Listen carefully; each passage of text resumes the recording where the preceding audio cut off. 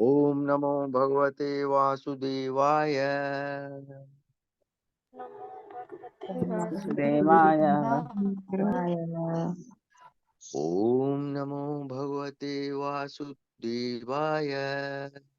ओम नमो भगवते वासुदेवाय। वासुदेवाय।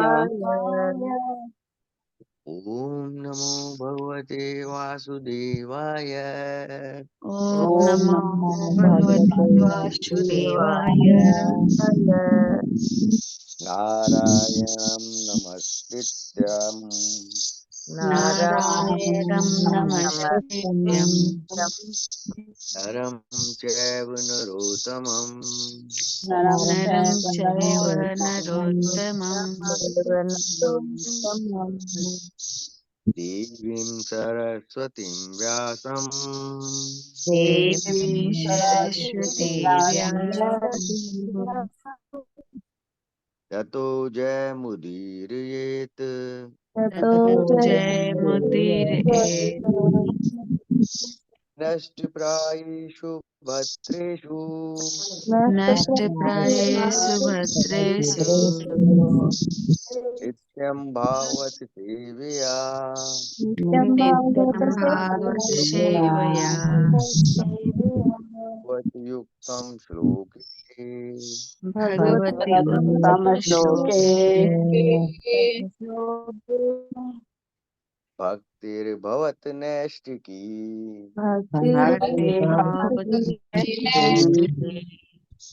कृष्णाय वासुदेवाय कृष्णाय वासुदेवाय देवकी नंदनाय च देवकी नंदनाय च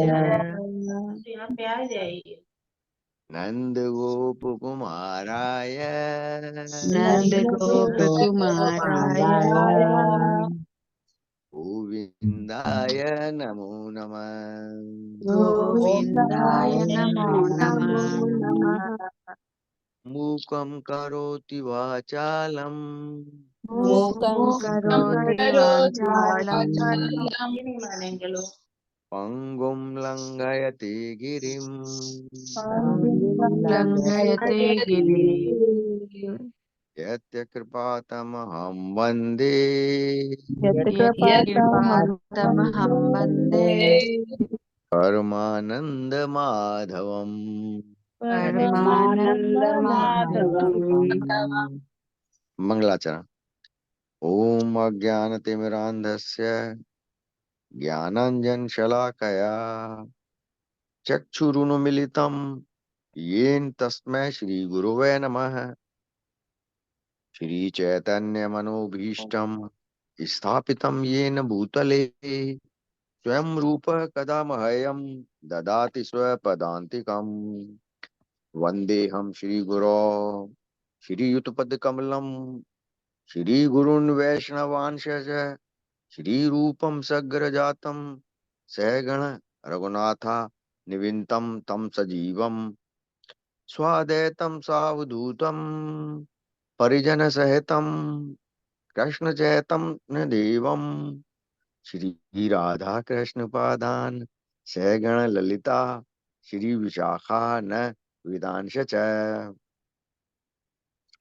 हे कृष्ण करुणा सिंधु दीनबंधु जगतपते गोपेश गोपिका कांत राधा कांत नमोस्तुते।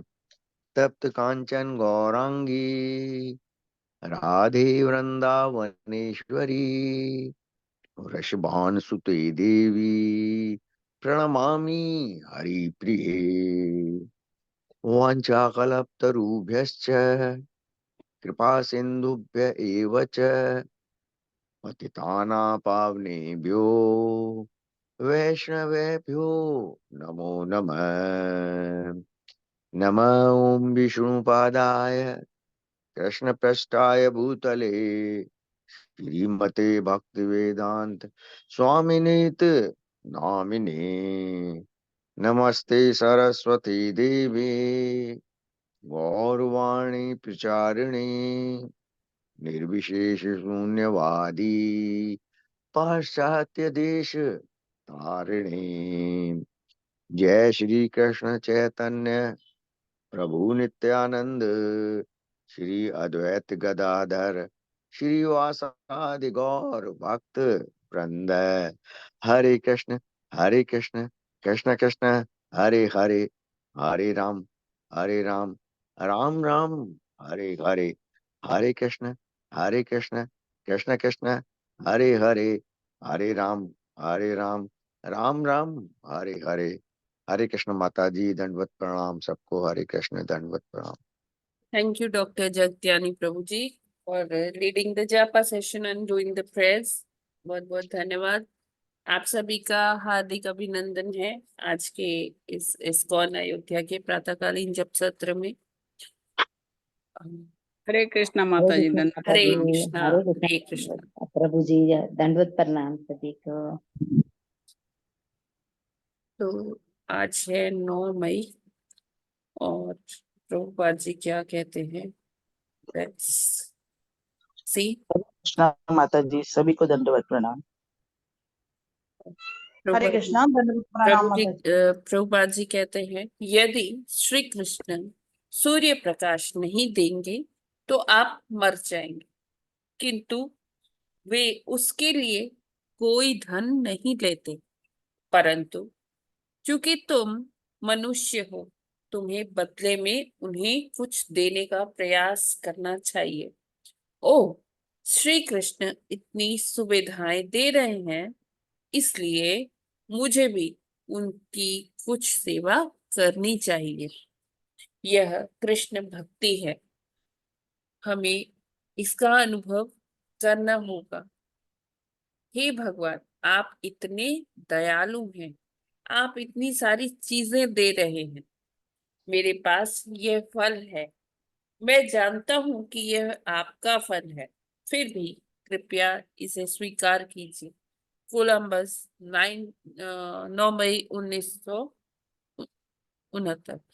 तो यहाँ पर प्रभुपाद जी वही बता रहे, कृष्ण भावना भावित जीवन के बारे में बता रहे कि जब एक साधक कृष्ण भावनामृत का में अपना जीवन व्यतीत करता है, तो उसके मन में यही आता है कि मैं जो भी कार्य करूं भगवान के लिए करूं।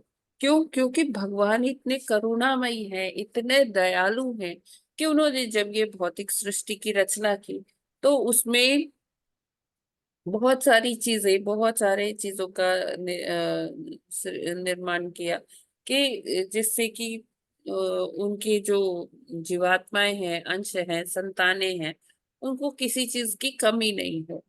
और एक पिता के तरह, जैसे एक पिता सोचते हैं कि वो ऐसा सब कुछ सेटअप कर दे कि बच्चों को आगे कोई परेशानी ना आए।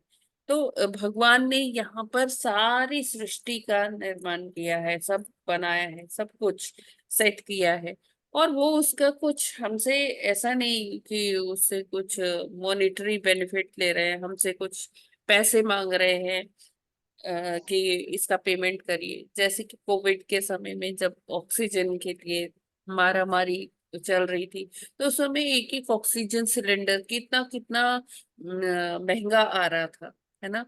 तब हमें वो पता चला कि जो हम फ्री में ऑक्सीजन ले रहे हैं अभी तक, वो कितना, मतलब भगवान की कितनी असीम कृपा है कि भगवान ने उसका कोई बिल नहीं हमारे ऊपर दिया कि मैं तुम्हें ऑक्सीजन दे रहा हूँ या मैं तुम्हें ये सोलर पावर दे रहा हूँ, सूर्य का प्रकाश दे रहा हूँ। तो कोई कुछ भी हमें भगवान बिल नहीं थमाते हर महीने की चलो भाई अब बिल पेमेंट करिए।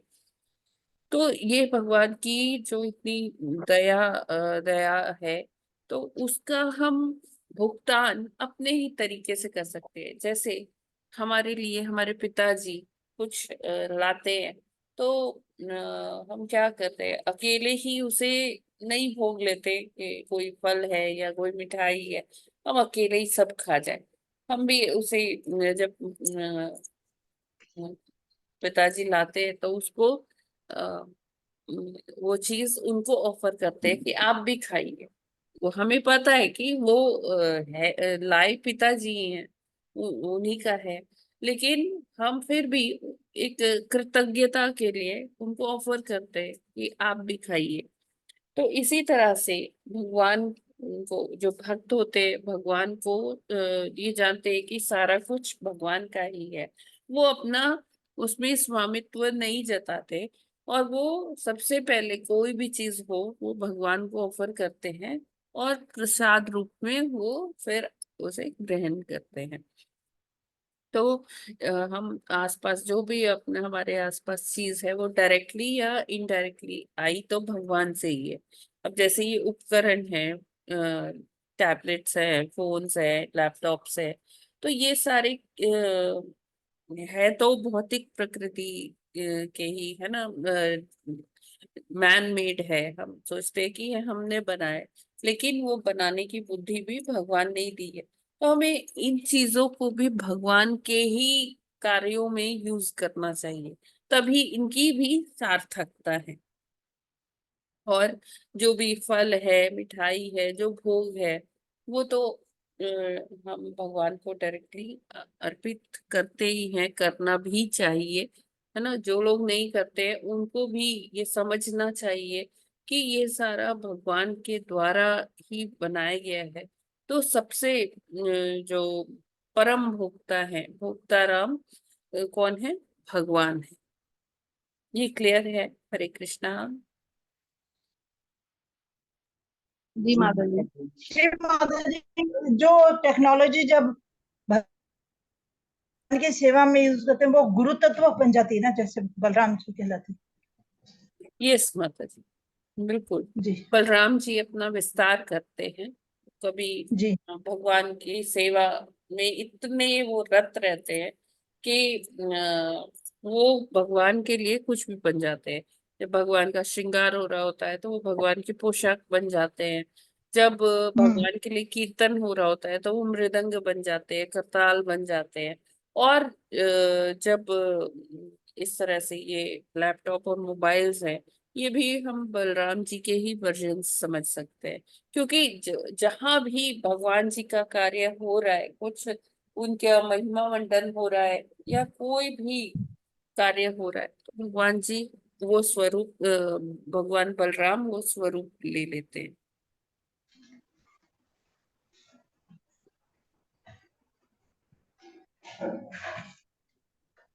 क्योंकि हरे फाइन। कृष्ण माता जी। हरे कृष्णा। भगवान का कृतज्ञ होना चाहिए हर चीज में, और भगवान के निमित्त कार्य करना चाहिए। जो कुछ खा रहे हैं वो भगवान को अर्पित करके करना चाहिए, क्योंकि भगवान ने ये सब बनाया हमारे लिए। हरे कृष्ण। यस प्रभु जी, हरे कृष्णा। तो आज भागवतम में हमको पढ़ना नौ, है 10वां श्लोक ना, माता जी 9वां। 9वां। अब मैत्रेयी जवाब देंगे ना, मैत्रेयी मुनि। मैत्रेय वाक्य मैत्रेय वचन। जी अच्छा। जी, मैत्रेयी मुनि जवाब देना शुरू करेंगे प्रश्नों के हम्म उत्तर। हम्म, हम्म।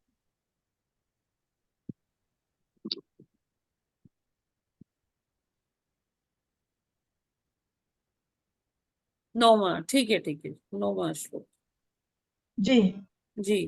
तो कल हमने 8वें श्लोक तक पढ़ा था, जिसमें हमने देखा कि विदुर जब प्रश्न करते हैं भगवान से संबंधित, भगवान की माया से संबंधित, तो मैत्री मुनि क्या एकदम थोड़े से विस्मित भी हो जाते हैं, आश्चर्यचकित भी हो जाते हैं कि विदुर हम्म, जी क्या कह रहे हैं, कि क्यों ये तो इतने ज्ञानी हैं, साक्षात यमराज हैं, 12 महाजनों में से एक है, फिर भी ये इस बारह तरीके के मास। प्रश्न क्यों कर रहे हैं, है ना। तो लेकिन फिर मैत्री मुनि तुरंत से मतलब ये सब छोड़ देते हैं, विचलित होना छोड़ देते हैं। वो तुरंत से स्थिर हो जाते हैं, और वो विदुर जी के प्रश्नों का उत्तर देने लगते हैं। तो हमें यहाँ ये समझना चाहिए कि विदुर जी विचलित नहीं है, या विदुर जी मोहग्रस्त नहीं है। विदुर जी 12 महाजनों में से एक है। तो जिस प्रकार गीता में अर्जुन श्री कृष्ण भगवान से प्रश्न करते हैं, वो अपने लिए नहीं, किसके लिए करते हैं? बद्ध आत्माओं हमारे के लिए। लिए करते हैं, हमारे लिए करते हैं। हमारे प्रतिनिधि बनकर वो भगवान से प्रश्न कर रहे हैं। उसी प्रकार जो विदुर जी हैं, महात्मा विदुर हैं, वो भी उसी प्रकार अपने लिए प्रश्न नहीं कर रहे। उनको तो पता ही है ना। उनको ये पता है कि हाँ, क्या प्रश्न करें जिससे कि बद्ध आत्माओं का कल्याण हो, है ना। जी तो विदुर जी जी भी इसी मंशा से ये सारे प्रश्न कर रहे हैं। तो अब उनके प्रश्नों का उत्तर मैत्रेय मुनि अब एकदम स्थिरता से कर रहे हैं, उत्तर देने का प्रयास कर रहे हैं। तो वे हम पढ़ते हैं। मैत्रेय वाच, पढ़िए माता जी। जी। नवमा श्लोक। मैत्रेय उवाच सेयं भगवतो माया यन्नयेन विरुध्यते ईश्वरस्य विमुक्तस्य कार्पण्यमुत बन्धनम्। हरे कृष्णा। हरे हरे कृष्णा। कृष्ण। मैं मैत्रेय वाचा सय्यं भगवतो माया यनेन विरुध्यते ईश्वरस्य विमुक्तस्य कार्पण्यमुक्त बंधनम। हरे कृष्ण। हरे हरे कृष्णा। कृष्णा। मैत्रेय उवाच सेयं भगवते माया यन्येन विरुध्यते ईश्वरस्य विमुक्तस्य कार्पण्यमुत बन्धनम्। हरे कृष्णा। हरे हरे कृष्णा। कृष्ण। मैत्रेय मैत्रेय उवाच उवाच भगवतो मायाजन्य विरुध्यते ईश्वरस्य विमुक्तस्य कार्पण्यमुद्बन्धनम्। हरे कृष्णा। दंडवत प्रणाम सभी को। हरे कृष्णा। सेयं भगवतो माया अन्येन विरुध्यते ईश्वरस्य विमुक्तस्य कर्पण्यमुक्तबन्धनम्। हरे कृष्णा। हरे कृष्णा।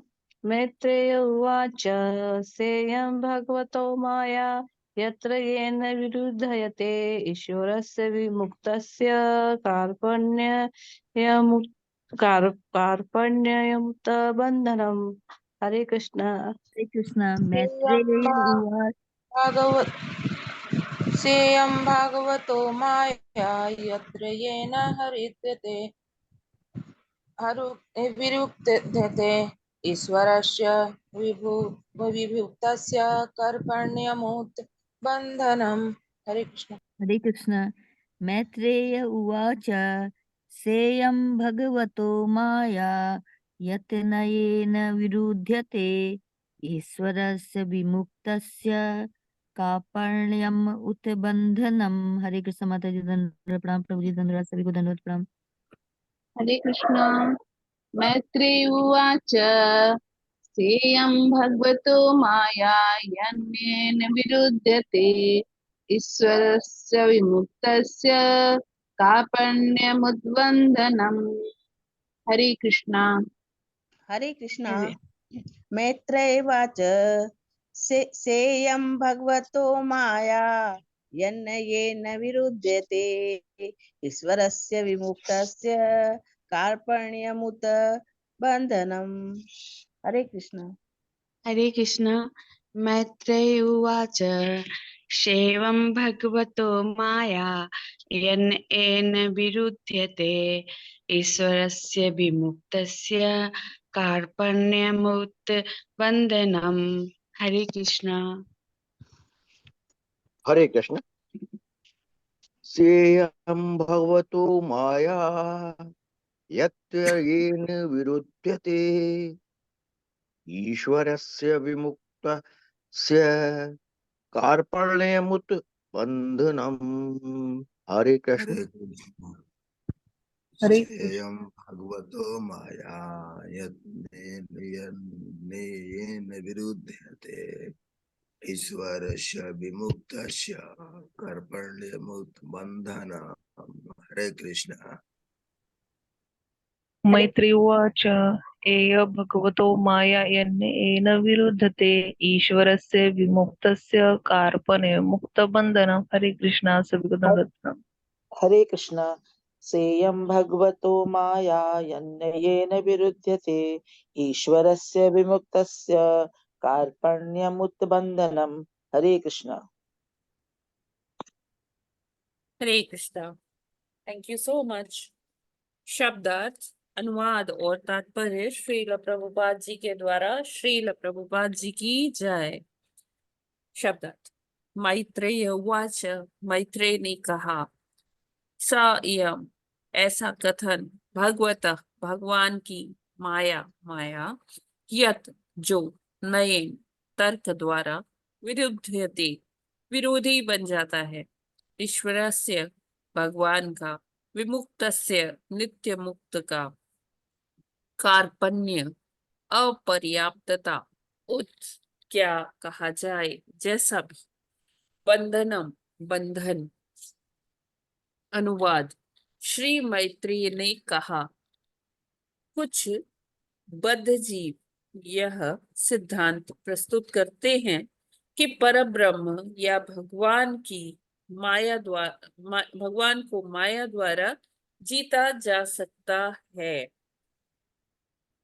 किंतु साथ ही उनका यह भी मानना है कि वे अबद्ध हैं।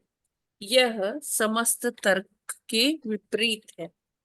तो जैसे विदुर जी ने प्रश्न किया था कि ये कैसे हो पाता है कि भगवान को माया कंट्रोल करती है, माया उनको परास्त कर देती है।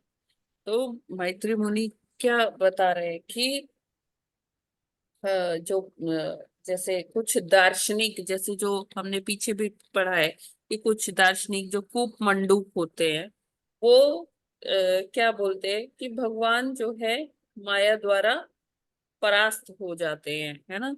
तो उसी को यहाँ पर, अब उसी के बारे में यहाँ चर्चा करने जा रहे हैं कि वो लोग जो कहते हैं कि परब्रह्म या भगवान को माया के द्वारा जीता जा सकता है, किंतु साथ ही उनका यह भी मानना है कि वे अबद्ध हैं।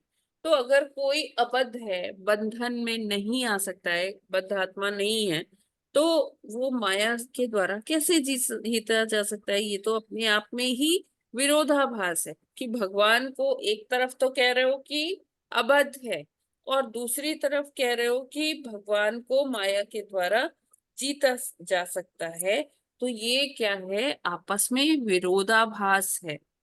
ये क्लियर हो रहा है क्या? हरे कृष्णा। हाँ माता जी, क्लियर है। अगर अबद्ध है तो फिर माया के द्वारा कैसे जीता जाएगा? हाँ, माया मतलब का आवरण कि तो है नहीं देखिए, भगवान के बद्ध ऊपर। आत्माएं, नित्य बद्ध आत्माएं तो जीव आत्माएं ना, जो यहाँ बहुत एक जगत में आते हैं, हम जैसे बद्ध आत्माएं।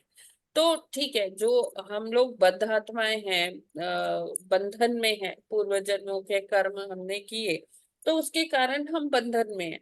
तो जब हम बंधन में होते हैं तो यहाँ जो माया देवी है वो हमें क्या करती है? मोह प्रताड़ित में डाल देती है ना। में अब डाल। हमने पढ़ा भी है पहले भी कि वो चार दोष क्या होते हैं कि जब हम इस बद्धावस्था में आते हैं, तो इस बद्धावस्था में मनुष्य के चार दोष होते हैं। वो कौन से दोष होते हैं? चार? जन्म मृत्यु जरा व्याधि। नहीं नहीं नहीं, ये तो कष्ट होते हैं माता जी, दोष। दोष। आ रुशाली माता जी, आप बताओगे? कि हरे, हम मिस्टेक्स करते हैं। रुशाली माता जी आप बताओगे? हरे कृष्णा। माता जी, आदि आध्यात्मिक, आदि भौतिक, आदि रुशाली आदि माता भगवान। जी, हरे कृष्णा। हरे कृष्ण माता जी। हाँ जी, आप बताओगे चार दोष जो बद्ध जीवन के होते हैं। हम गलतियां करते हैं, हम भ्रमित होते हैं, और माता जी 1 मिनट बताने दीजिए। चीट करते हैं। ये चार दोष हैं। ओके, जो चार दोष हैं, जैसे माता जी ने कहा कि हम गलती करते हैं और हमारी इंद्रियां क्या हैं? अपूर्ण है, अपूर्ण और हमें धोखा। धोखा देने की प्रवृत्ति होती है, और माया द्वारा हम भ्रमित भ्रमित होते या मोहित होते। ये मोहित चार होने की ये प्रवृत्ति। चार दोष इस जगत के जो बद्ध जीव हैं उनमें सब में पाए जाते हैं। ये चार प्रकार के दोष आप लोग फिर से नोट कर सकते हो कि अ, अपूर्ण इंद्रियां, देखिए हमारी इंद्रियां पूर्ण नहीं है। अपूर्ण इसलिए कहा जाता है कि हाँ हमारे पास देखने की शक्ति है, सुनने की शक्ति है, लेकिन जैसे कुछ दरवाजा है या कोई दीवार है, क्या हम उसके पीछे देख सकते हैं कि क्या हो रहा है? नहीं माता जी।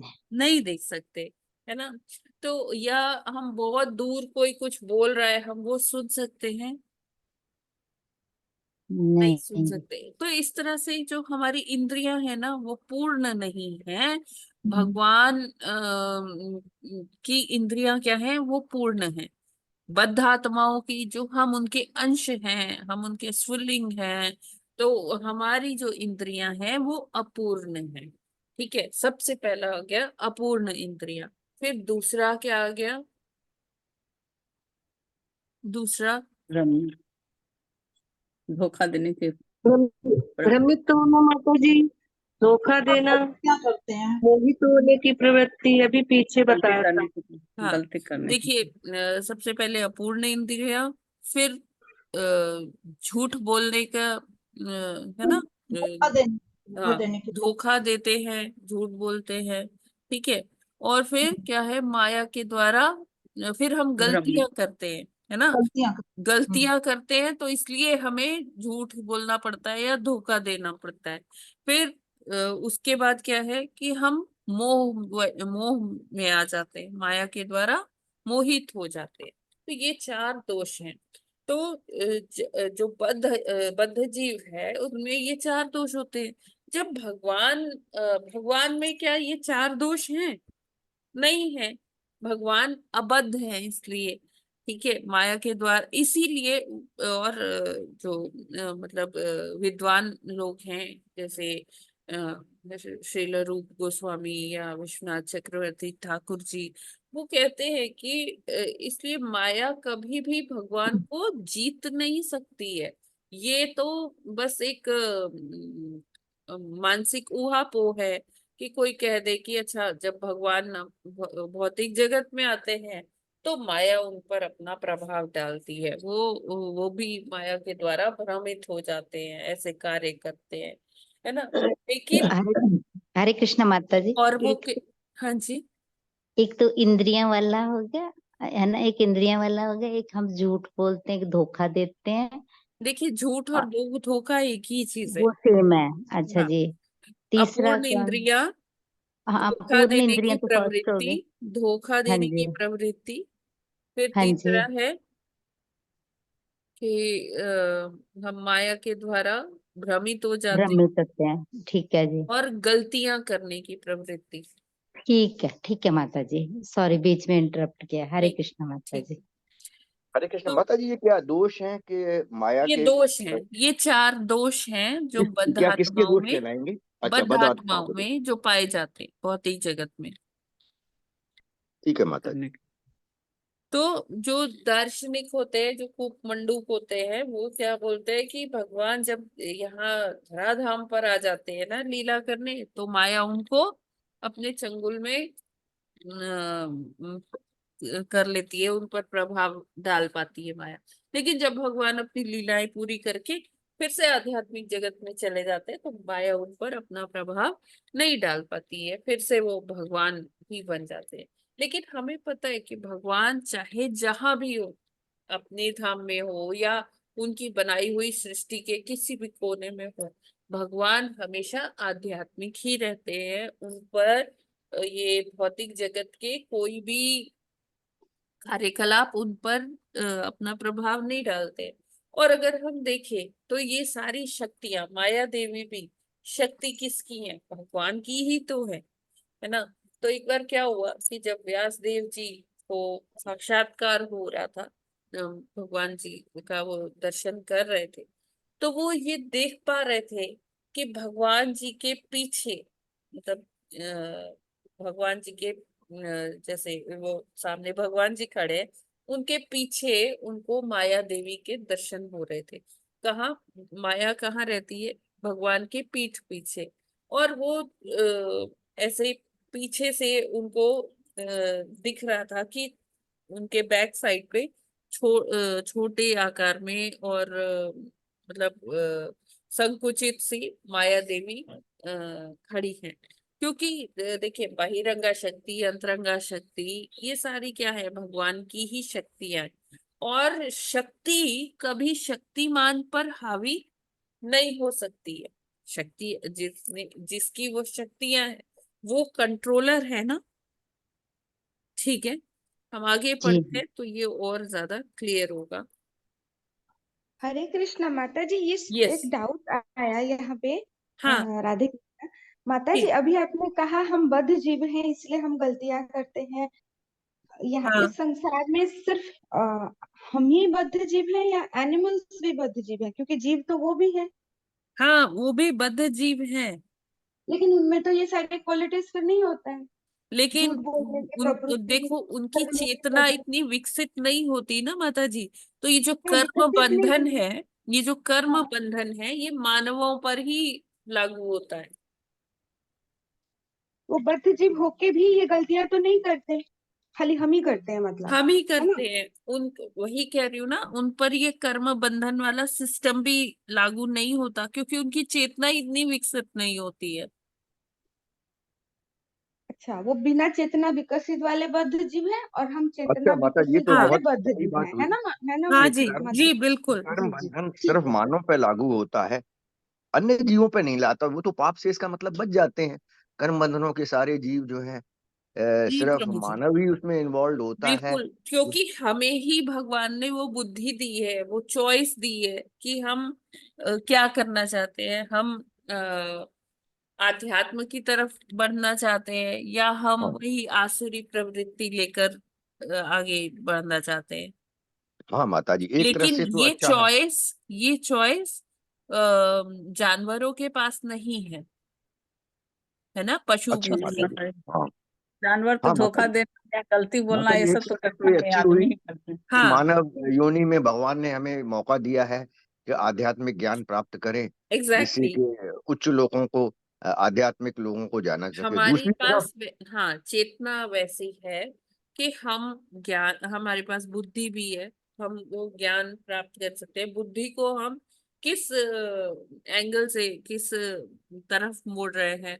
आसुरी प्रवृत्ति हमें फॉलो करना है, हम अपनी कोई यहाँ स्वामित्व जता रहे हैं, या फिर हम अपनी आध्यात्मिक उन्नति की तरफ बढ़ रहे हैं? तो ये हमें भगवान ने चॉइस दिया है। ये पशुओं को ये चॉइस नहीं दिया। हाँ माता जी, ये बड़ा अच्छा है, ये वो है कि यही एक जीवन है। नहीं तो जो निम्न कोटि के जीवों में जाते हैं, उनके पास फिर जो मानव जीवन में जो उन्होंने किया है, उसी के अनुसार उनको जन्म मिलेंगे। तो यही एक योनि है हाँ जिसमें कि सारे जो है धार्मिक कार्य करते हुए, भगवान के भक्ति करते हुए आगे की ओर जी। हम उन्नति देखिए, करें। नहीं तो जन्म ये जो जन्मांतर फिर पशु तक हैं, नहीं आएंगे। ये भक्ति नहीं कर सकते, है ना, हाँ या माता जी। ये जाके ज्ञान अर्जित नहीं कर सकते। हाँ माता जी, बहुत अच्छा है। अगर इनको आप ज्ञान देने का कोशिश भी करोगे, तो उनको वो उसको रिसीविंग मोड पर वो नहीं है, क्योंकि वो उनकी चेतना इस तरह की नहीं है। हाँ लेकिन माता जी, एक चीज फिर भी आती है।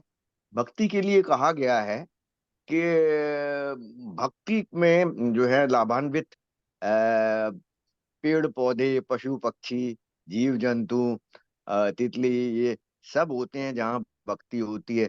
तो ये खुद तो आगे और पीछे की और कुछ नहीं कर सकते, लेकिन फिर भी अगर भक्तों का के सानिध्य में आते हैं, तो न समझने पर, न जानने पर भी फलों की प्राप्ति इनको होती है। ऐसा है ना माता जी? फलों की कोई प्राप्ति नहीं होती प्रभु जी। अगर जैसे हम हरि नाम जप करते हैं, तो उससे पेड़ पौधों को भी पेड़ पौधे भी सुनते हैं और जानवर भी उसे सुनते हैं, जो हमारे घर में पेट्स हैं, है ना, या जो बाहर है, हम कभी हरि नाम करते हैं, तो उससे सब लाभान्वित होते हैं। हाँ, वो आध्यात्मिक और लाभ ही तो हुआ माता जी। जैसे पेट्स होते हैं उनको हम प्रसाद भी देते हैं, या जो हमारे घर के आसपास कुत्ते बिल्लियां हैं तो उनको हम प्रसाद खिलाते हैं, तो इससे उनको भी वो सुकृति मिलती है, तो आगे उनको अच्छी योनि प्राप्त हो जाती है उसके। हाँ माता जी, हाँ माता जी, इसका ना मैंने लाभान्वित यही हुए माता जी ठीक देखा है, भी भगवान। अब आगे तात्पर्य पढ़ते हैं क्योंकि देर हो रही है, फिर हम पूरा नहीं कर पाएंगे इसे। हाँ माता जी, ठीक है। कभी कभी ऐसा लगता है कि भगवान, जो कि 100% आध्यात्मिक हैं, उस माया शक्ति के कारण स्वरूप नहीं हो सकते, जो व्यष्टि आत्मा के ज्ञान को प्रच्छन्न कर देती है। किंतु वास्तव में इसमें कोई संदेह नहीं कि माया या बहिरंगा शक्ति भी भगवान का अंश है। जब व्यासदेव ने भगवान का साक्षात्कार किया तो उन्होंने भगवान को अपनी बहिरंगा शक्ति के साथ देखा, जो व्यष्टि जीवों के शुद्ध ज्ञान को आवृत करती है। बहिरंगा शक्ति इस तरह क्यों कर्म करती है, इस पर निम्नवत विचार किया जा सकता है, जैसा कि विश्वनाथ चक्रवर्ती ठाकुर तथा श्रील जीव गोस्वामी जैसे महान टीकाकारों ने विश्लेषण किया है। यद्यपि भौतिक माया शक्ति आध्यात्मिक शक्ति से पृथक होती है, तथापि यह भगवान की अनेक शक्तियों में से एक है, और इस तरह प्रकृति के भौतिक गुण निश्चय ही भगवान के ही गुण है। तो सबसे पहले तो हमें ये समझना चाहिए कि हम ये जो भी कुछ देख रहे हैं, चाहे वो भौतिक जगत हो चाहे वो आध्यात्मिक जगत हो, सब भगवान के द्वारा ही निर्मित है।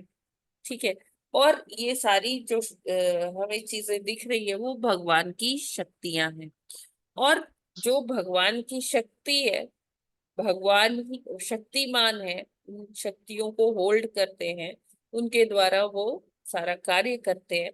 तो भगवान की ही शक्ति भगवान के ऊपर ही कैसे कार्य करेगी, है ना। तो भगवान तो खुद ही कंट्रोलर है ना, और भगवान पर ये शक्तियां अपना प्रभाव नहीं दिखा सकती। ये जो शक्तियां है, ये बद्ध जीव जो बहिरंगा शक्ति है, माया देवी है, वो बद्ध जीवों पर ही अपना जो डोमिनेशन है वो कर सकते हैं। बद्ध जीव और भगवान क्या है, भगवान उनको इन शक्तियों को धारण करते हैं। तो शक्ति तथा शक्तिमान भगवान पृथक पृथक नहीं है ना। तो क्योंकि ये शक्तियां भगवान के अंदर ही निहित है ना, तो शक्ति तथा शक्तिमान भगवान पृथक पृथक नहीं है। हाँ, लेकिन भगवान अपनी बहिरंगा शक्ति के द्वारा क्या करते हैं, ये भौतिक जगत का निर्माण करते हैं बहिरंगा शक्ति के द्वारा। यद्यपि ऐसी शक्ति भगवान के साथ एकाकार रहती है, किंतु वे इससे कभी भी वशीभूत नहीं होते। भगवान पर वो अपना प्रभाव नहीं डाल पाती, भगवान उसके वश में नहीं आते। यद्यपि सारे जीव भी भगवान के विभिन्नांश हैं, किंतु वे भौतिक शक्ति द्वारा पराजित हो जाते हैं।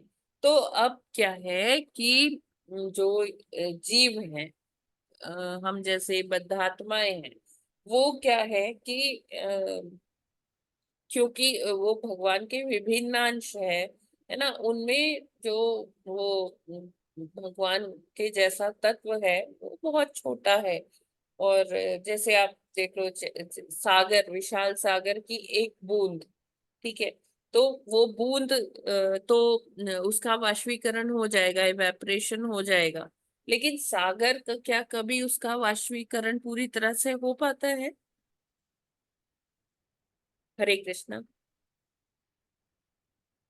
नहीं माता जी। है ना, जैसे पूरा सागर है, सागर में से वाष्पीकरण होता है, हम जानते हैं, है ना, उसी में से बादल बनते हैं। मतलब वाष्पीकरण होता है तो ऊपर जाके जब कंडेंस होते हैं, जब ठंडा होता है ये जो वेपर्स, तो वो बादल वाटर बन जाते। साइकिल माता जी, वाटर साइकिल, हाँ वाटर साइकिल माता जी। हाँ जी, बिल्कुल माता जी, बिल्कुल। तो हम देखते हैं कि समुद्र तो पूरा सूख नहीं जाता है। हाँ, लेकिन अगर समुद्र की एक बूंद आप कहीं अलग निकाल कर डाल दीजिए, वो सूख जाएगी कि नहीं सूख जाएगी? जी माता। है ना। तो ये उस तरह है। या आग, आग जैसे जलती है, तो पूरी आग जो जल रही है वो जंगल के जंगल का नाश कर देती है, लेकिन उसी आग में से जो चिंगारी निकल जाती है, अलग हो जाती है आग से, अपने जो समष्टि आग है उससे एक व्यष्टि चिंगारी अलग हो जाती है। तो वो चिंगारी थोड़ी देर में अपना वो खो देती है ना, अपना बल, क्योंकि वो बाहर के वातावरण में मिल गई, जो अग्नि नहीं है। अब वो धीरे धीरे ठंडी पड़ जाती है और धीरे धीरे हम देखते हैं वो लुप्त हो जाती है, जबकि आग जो पूरी है वो तो जल रही होती है। तो इसी तरह से भगवान के जो विभिन्नांश हैं, है ना, जो ये जीवात्माएं हैं जो बद्धावस्था में आ गए हैं, सॉरी, जो उनसे अलग हो गए हैं, इसीलिए वो बद्धावस्था में आ जाते हैं, पड़ जाते हैं। ये बात क्लियर हुई क्या? हरे जी कृष्ण माता। माता जी। जब चिंगारी अलग हो जाती है तो वो लुप्त हो जाती है, उसका अस्तित्व अलग हो जाता है। माता जी, जो जीव विभिन्न विभिन्नांश हैं भगवान से अलग तो हो गए हैं, लेकिन फिर भी भगवान उनके हृदय में तो स्थित है। अलग वही होते तो हुए बोल भी रहे हैं, वो हमेशा वही तो, लेकिन यहाँ भगवान जब के साथ है। बद्धावस्था में क्यों आ फिर रहे हैं? क्योंकि वो उनसे अलग हो गए हैं। हाँ, हाँ भगवान माता का जी। उनमें विस्तार है, लेकिन उनको बद्धावस्था के कारण उनको भगवान की अनुभूति नहीं हो रही हाँ माता जी, ठीक है। है ना। तो भगवान की जो, उनके उनके हृदय में है, फिर भी वो बद बद हाँ, पूर्व कर्म उसके हिसाब से उनको तो मतलब देहात्म बुद्धि तो उनको यही बता रही है कि तुम ये शरीर हो, उनको तो अपनी आत्मा का भी नहीं पता हाँ माता जी, ठीक है ना, कि है। मतलब मैं वो अपने आप को हाँ। वो शरीर से ही आइडेंटिफाई कर रहे हैं, उनको ये भी नहीं पता कि मैं कौन हूँ। ठीक है। हरे कृष्ण माता जी। जी प्रभु जी, हरे कृष्ण। इसीलिए इसीलिए तो माता जी आत्मा का नाश नहीं होता है। आत्मा परमात्मा का अंश है, इसीलिए तो आत्मा का नाश नहीं होता है। हाँ जी जी जी, बिल्कुल। और शरीर का नाश हो जाता है। जी बिल्कुल। ठीक है, आगे पढ़ते जी माता जी, आगे बढ़िए। हैं। भगवान का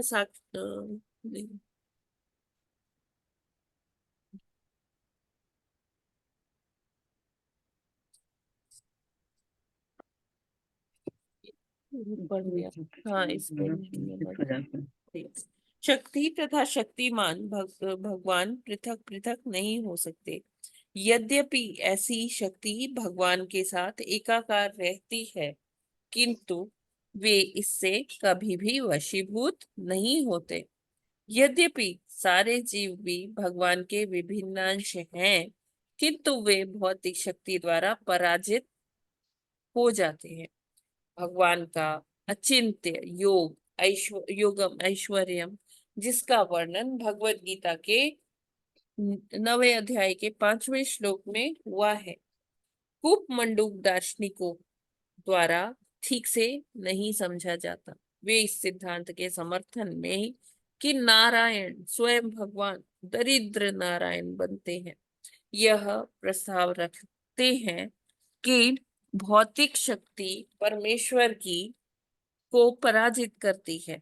किंतु श्रील जीव गोस्वामी तथा श्रील विश्वनाथ चक्रवर्ती ठाकुर इसकी व्याख्या में एक अति सुंदर उदाहरण प्रस्तुत करते हैं। वे कहते हैं कि यद्यपि सूर्य सर्वतः प्रकाश देता है, किंतु बादल, अंधेरा तथा हिमपात, ये सभी सूर्य के विभिन्न अंश हैं।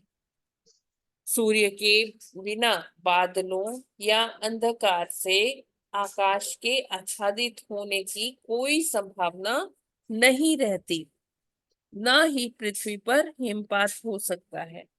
यद्यपि सूर्य द्वारा जीवन का पालन होता है, किंतु सूर्य द्वारा उत्पन्न अंधकार हिमपात तथा हिमपात से जीवन विचलित भी होता है। तो यहाँ पर ये सुंदर उदाहरण दे रहे हैं जीव गोस्वामी जी, लिखते हैं टीका में। वो कहते हैं कि सूर्य के कारण ही सूर्य का एक पहलू, उसका जो अंश है कि वो अंधेरा है, कि जब एक एक गोलार्ध में क्या होता है कि सूर्य दिखता है तो दूसरे गोलार्ध में सूर्य नहीं होता, वहां अंधेरा होता है। एक जगह दिन होता है या एक जगह रात होती है। तो ये जो अंधेरा है ये भी सूर्य का ही एक पहलू है, सूर्य का ही एक अंश है, मान सकते हैं। और जो बादल बनते हैं, बादल भी सूर्य के कारण ही होते हैं। जब वाष्पीकरण होता है तो सूर्य के कारण ही बादल बनते हैं। और जो हिमपात होता है वो भी उसी का एक फॉर्म है कि वाष्पीकरण हो गया, इतना ज्यादा कंडेंस हो गया कि वो हेल स्टॉर्म्स या स्नो बन गई। तो ये सारे क्या है, विभिन्न अंश हैं सूर्य के ही। लेकिन अगर इनको इनसे ऐसा समझा जाए कि देखो बादल, हाँ कभी हमें लगता है कि देखो बादल ने सूर्य को ढक दिया या हिमपात हो रहा है, सूर्य नहीं है, सूर्य चला गया, तो ये ऐसा नहीं है, ये हमारी दृष्टि का दोष है कि हम वो सूर्य को नहीं देख पा रहे हैं ना, क्योंकि बादल है, बादल ने उसे आच्छादित कर लिया है हमारी दृष्टि से, सूर्य ओझल हो जाता है। और हमें ऐसा लगता है कि देखो सूर्य के कारण जो बादल है, जो ये हिमपात है, उससे देखो कितना विचलित हो गए सब लोग, कितने परेशान हैं, ये परेशानी का कारण है। तो क्या हो गया कि ऐसे भगवान भी जब आते हैं ना, भगवान भी कुछ जैसे युद्ध जैसी स्थितियां बनती हैं, है ना, भगवान जैसे कुरुक्षेत्र का युद्ध हो रहा था, तो सब कहते कि भगवान चाहते तो इसे रोक सकते थे, उन्होंने रोका नहीं। क्यों? क्योंकि वो अभी अपने पूरे फॉर्म में नहीं थे, वो कहाँ है, इस भौतिक जगत में है, माया के द्वारा वो भी थोड़ा भ्रमित हो गए। तो ऐसा नहीं है, भगवान चाहे जहां भी हो वो सूर्य के समान ही पूरे अपने फॉर्म में रहते हैं। ऐसा नहीं है, जैसे बादल सूर्य को आच्छादित कर देता है, वैसे ही हमारे लिए भगवान के ये जो दिव्य कर्म है वो समझना मुश्किल हो जाता है। हम उसे समझ नहीं पाते, हम उसे अपनी भौतिक बुद्धि से ही भगवान के जो कार्यकलाप है उनको समझने का प्रयास करते हैं, लेकिन हम विफल हो जाते हैं। हमें लगता है कि देखो लोगों का कितना नुकसान हुआ, इतना युद्ध हुआ, भगवान तो ये युद्ध चाहते तो रोक सकते थे, इतना रक्तपात ना होता, लोग इतने परेशान ना होते, लेकिन भगवान को वो कार्य करना था, इसीलिए भगवान आए हैं धराधाम पर कि जितने भी दुष्ट है सबको एक जगह कॉन्सेंट्रेट करके उनको उनका वध करते। तो यहाँ पर इससे हमें यही समझ में आता है कि जो ऐसे दार्शनिक होते हैं वो कूप मंडूक वाली मानसिकता लेकर भगवान को समझने का प्रयास करते हैं, जबकि हमें भगवान को, भगवान की लीलाओं, उनके जो कार्यकलाप है उनको अगर हम समझना चाहते हैं तो हमें जो हमारे विद्वान हैं, भक्त हैं, उनके एंगल से अगर हम समझेंगे, उनके परसेप्शन से अगर हम समझेंगे, आई मीन टू से मतलब उनके दृष्टिकोण से अगर हम समझेंगे, तब हमें भगवान समझ में आएंगे। नहीं तो हम यही कहते रहेंगे कि देखो भगवान को तो माया ने अपने वश में कर लिया, माया भगवान पर प्रभाव डाल रही है। जो अल्पज्ञानी हैं वे ही कहते हैं कि सूर्य बादल से या अंधकार से ढक जाता है, इसी तरह परब्रह्म भगवान सदैव भौतिक शक्ति के प्रभाव से अप्रभावित रहते हैं, यद्यपि यह उनकी शक्तियों में से एक है। परास्य शक्तिर्विधैव श्रूयते।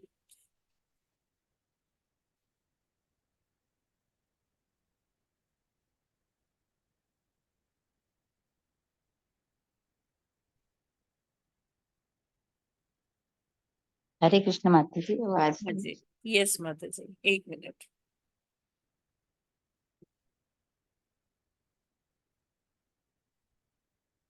अतः माया द्वारा परब्रह्म के पराजित होने पर बल देने का कोई कारण नहीं है। बादल, अंधकार तथा हिमपात सूर्य की किरणों के एक नगण्य अंश को ही ढक सकते हैं। इसी तरह प्रकृति के गुण किरणों के सदृश जीवों पर प्रतिक्रिया कर सकते हैं। तो हम क्या है, देखिए जो सूर्य है, सूर्य की किरणें ही आच्छादित हो रही है ना, जो प्रकाश है। सूर्य तो वही है जहां पर उसे होना चाहिए, उसी डिग्री पर घूम रहा है, उसी लॉन्गिट्यूड लैटिट्यूड अक्षांश जो क्या होता है रेखांश, उसी पर चल रहा है ना। सूर्य को कोई प्रभाव नहीं पड़ रहा। हाँ, सूर्य की जो किरणें हैं वो आच्छादित हो रही है। इसी तरह से भगवान को माया का कोई प्रभाव नहीं पड़ता, लेकिन जो बद्धात्माएं हैं, जो भगवान से पृथक हो गई है, जो उनके विभिन्नांश है, उनको माया का जरूर फर्क पड़ता है। जब वो भौतिक जगत में आते हैं तो माया उनको विचलित करती है, भ्रम में डालती है। तो इसीलिए लिखा है कि इसी तरह प्रकृति के गुण किरणों के सदृश जीवों पर प्रतिक्रिया कर सकते हैं। यह जीव का दुर्भाग्य है जो अकारण नहीं है कि भौतिक शक्ति उसकी शुद्ध चेतना तथा नित्य आनंद पर प्रभाव डालती है। शुद्ध चेतना तथा नित्य आनंद का इस तरह प्रच्छन्न होना अविद्या कर्म संज्ञा के कारण है। वह शक्ति जो उन सूक्ष्म जीवों पर प्रभाव डालती है जो अपनी अल्प स्वतंत्रता का दुरुपयोग करते हैं। तो जो भगवान ने हमें फैसिलिटी दी है, जब हम उसका दुरुपयोग करते हैं, अपना स्वामित्व जताने का प्रयास करते हैं, दोहन करते हैं प्रकृति का बेवजह, तो फिर क्या होता है कि ये जो शक्ति है फिर हमें नहीं छोड़ती है, हमें अपने पाश में बांध लेती है। विष्णु पुराण, भगवत गीता तथा अन्य समस्त वैदिक ग्रंथों के अनुसार सारे जीव भगवान की तटस्थ शक्ति द्वारा उत्पन्न होते हैं और इस तरह वे सभी सदैव भगवान की शक्ति होते हैं, शक्तिमान नहीं। तो जो जीव यहाँ आते हैं, बद्धात्मा जो आते हैं, वो भगवान नहीं होते। या जो भगवान के धाम में भी जो जीवात्माएं हैं, जिनको मुक्ति मिल गई है, वो भी भगवान नहीं होते, है ना। भगवान की स्थिति अलग है, जीवात्माओं की स्थिति अलग है। तो जीवात्मा किसी भी कंडीशन में भगवान नहीं बन सकता। सारे जीव सूर्य की किरणों के समान है, जैसा कि ऊपर बताया जा चुका है। यद्यपि सूर्य की अन्य शक्ति, जिसका नाम बादल या हिमपात है, द्वारा पराजित हो जाती है, इसी तरह यद्यपि जीव गुणात्मक रूप से भगवान की पराशक्ति के साथ एक है, किंतु उनमें कनिष्ठा भौतिक शक्ति द्वारा पराजित होने की प्रवृत्ति होती है। हम माया से प्रभावित हो जाते हैं, माया हम पर अपना असर दिखा देती है। हम क्यों? क्योंकि इस भौतिक जगत में हम सब पर आवरण है, हम नहीं जान पाते कि हम कौन है ना। अगर हमें शास्त्रों से हम ज्ञान ले ले, गुरु के मार्गदर्शन पे चले, तो हम इस स्थिति से उबर सकते हैं। माया उस तरह से हम पर अपना प्रभाव नहीं डाल पाएगी जैसे वो बिना ज्ञान के जो लोग हैं, शास्त्रों का अध्ययन नहीं करते, गुरु के संग में नहीं जाते, साधु संग नहीं करते, जिस प्रकार माया उन पर अपना प्रभाव डालती है, उस तरह से वो उन भक्तों पर नहीं डाल पाती है ना। जैसे हमने देखा कि हरिदास ठाकुर के पास साक्षात माया देवी आई थी, है ना। और वेश्या के रूप में उनके आगे नग्न बैठ गई थी। तो लेकिन फिर भी उसका कुछ प्रभाव भी नहीं पड़ा हरिदास ठाकुर पर। क्यों? क्योंकि वो भगवान के स्मरण में लीन थे, भगवान का जप कर रहे थे, उनके पवित्र नामों का जप कर रहे थे, और उनको उससे कुछ भी फर्क नहीं पड़ा। तो माया भक्तों पर अपना प्रभाव नहीं डाल पाती है। लेकिन हाँ, जो भगवान से विमुख हो जाते हैं, क्योंकि जब व्यासदेव ने भी देखा, माया देवी का दर्शन किया, तो वो माया देवी कहाँ खड़ी थी? भगवान के पीठ पीछे खड़ी थी, है ना। तो जो भगवान के पीठ पीछे जाएगा, यानी कि भगवान से जिसका कोई संबंध, मतलब अपना संबंध नहीं रखेगा, वो भौतिक चीजों में ही पड़ा रहेगा, तो माया देवी फिर उस पर तो देगी। आगे पढ़ते हैं। आगे पढ़ते हैं। ये कहा गया है कि सारे जीव अग्नि के स्फुलिंग जैसे होते हैं। अग्नि के स्फुलिंग भी अग्नि होते हैं, किंतु स्फुलिंग की ज्वलन शक्ति मूल अग्नि से भिन्न होती है। जब स्फुलिंग मूल अग्नि के से संपर्क तोड़कर बाहर उड़ जाते हैं, तो वे अग्नि विहीन वायुमंडल से प्रभावित होते हैं। इस तरह वे स्फुलिंग के रूप में अग्नि के साथ अपनी शक्ति बनाए रखते हैं, किंतु मूल अग्नि के रूप में नहीं। ये स्फुलिंग मूल अग्नि के भीतर शाश्वत रीति से उसके भिन्नांश के रूप में रह सकते हैं, किंतु जिस क्षण ये स्फुलिंग मूल अग्नि से पृथक हो जाते हैं, तभी उनके दुर्भाग्य तथा कष्ट प्रारंभ होते हैं। स्पष्ट निष्कर्ष यह निकला कि भगवान, जो कि मूल अग्नि है, कभी पराजित नहीं होते, किंतु अग्नि के सूक्ष्म स्फुलिंग माया के मोहक प्रभाव द्वारा पराजित हो सकते हैं। यह कहना अत्यंत हास्यास्पद तर्क है कि भगवान अपनी ही भौतिक शक्ति द्वारा पराजित हो जाते हैं। तो जो लोग ये कहते हैं, तो प्रभुपाद कहते हैं कि जो लोग ये कहते हैं कि माया के द्वारा भगवान हार जाते हैं, पराजित कर दिए जाते हैं, तो ये बहुत ही हास्यास्पद है। ये ठीक उसी तरह से हम समझ सकते हैं जैसे अभी हमने थोड़ी देर पहले डिस्कशन किया था कि जो आग है, आग में से निकली हुई एक चिंगारी जब उससे अलग हो गई, पृथक हो गई, तो उसका जो है वो लुप्त हो जाती है, उसका अस्तित्व हट जाता है। मतलब वो उसमें फिर अग्नि थोड़ी देर ही जल के वो क्या होती है, लुप्त हो जाता है। लेकिन अगर यही चिंगारी उसमें से ना निकलती, उसी आग में रहती, तो वो वहां रह सकती थी और वो उसी आग का एक हिस्सा होती।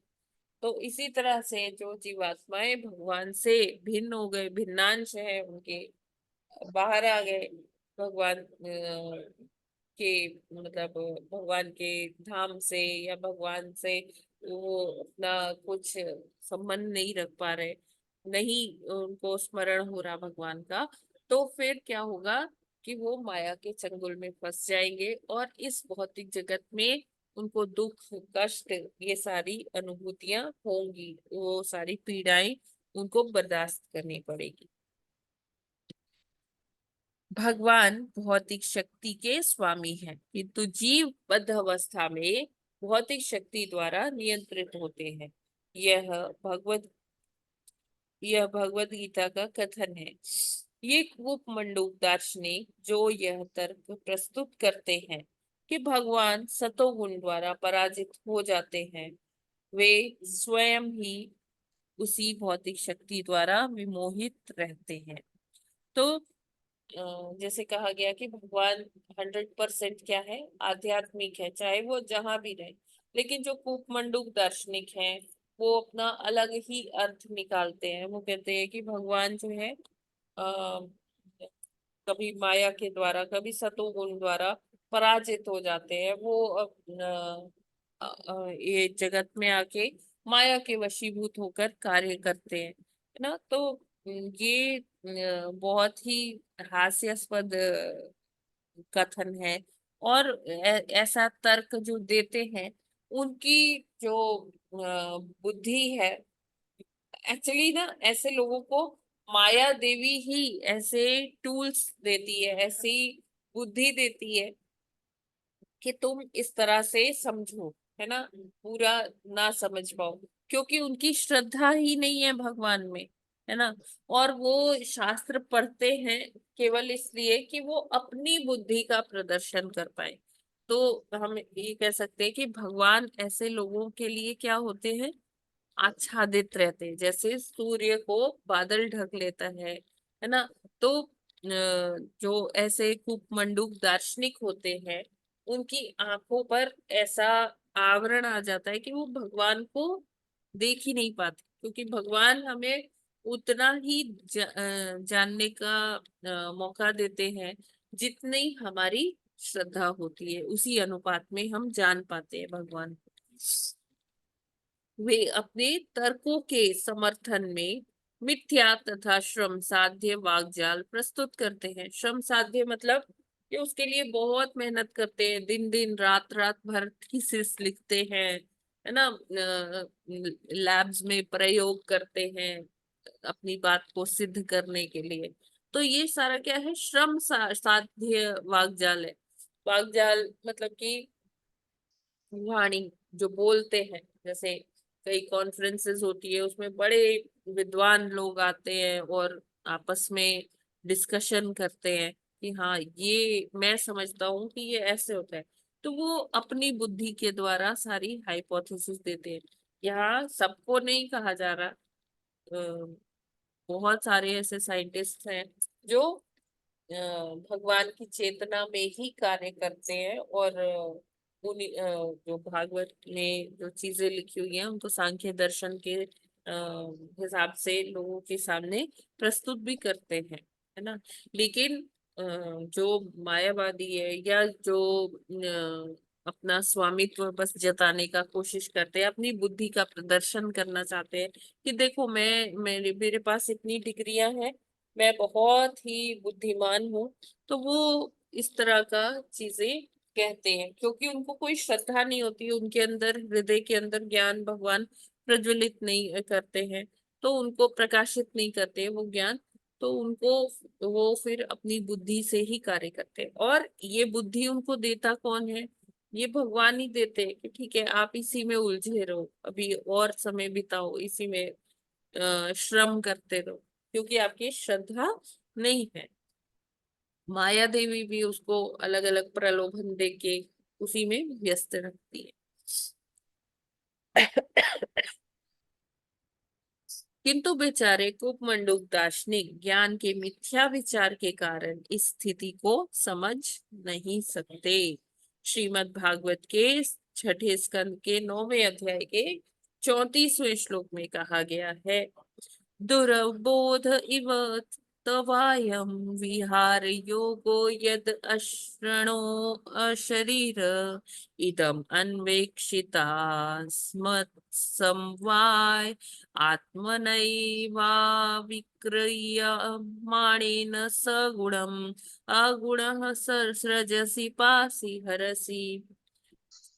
इस तरह देवताओं ने भगवान से प्रार्थना की कि यद्यपि उनके कार्यकलापों को समझ पाना अतीव कठिन है, किंतु जो लोग भगवान की दिव्य प्रेमा भक्ति में निष्ठा पूर्वक लगे हुए हैं, वे उन्हें कुछ कुछ समझ सकते हैं।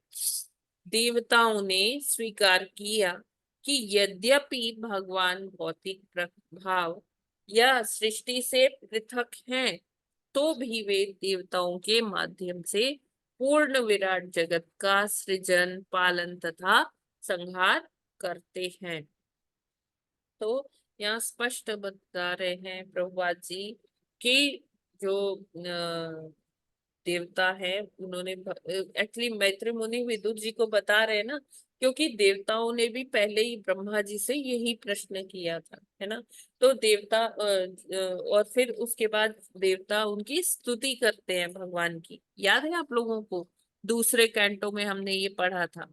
तो देवताओं ने जब भगवान की स्तुति की थी कि भगवान आप इतने महान हैं, आप सब कुछ कर रहे हैं, तो उन्होंने भगवान को क्या बोला कि जी माता जी। जी आपकी, हाँ, कि जो भगवान है उनके कार्यकलाप को समझ पाना हमारी बुद्धि के परे है।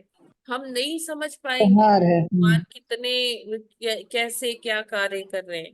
लेकिन अगर हम भगवान के लिए प्रेमवश उनकी सेवा करते हैं, प्रेम पूर्वक उनपे निष्ठा रखते हैं, और भगवान को में श्रद्धा रखते हैं, तो तब हम उसी स्थिति में हम भगवान को समझ सकते हैं। लेकिन वो भी कुछ कुछ बहुत थोड़े लेवल पे हम समझ पाएंगे भगवान को, क्योंकि हमारी इतनी बुद्धि ही नहीं है कि हम भगवान को या उनके कार्यकलापों को या उनकी लीलाओं को समझ पाए।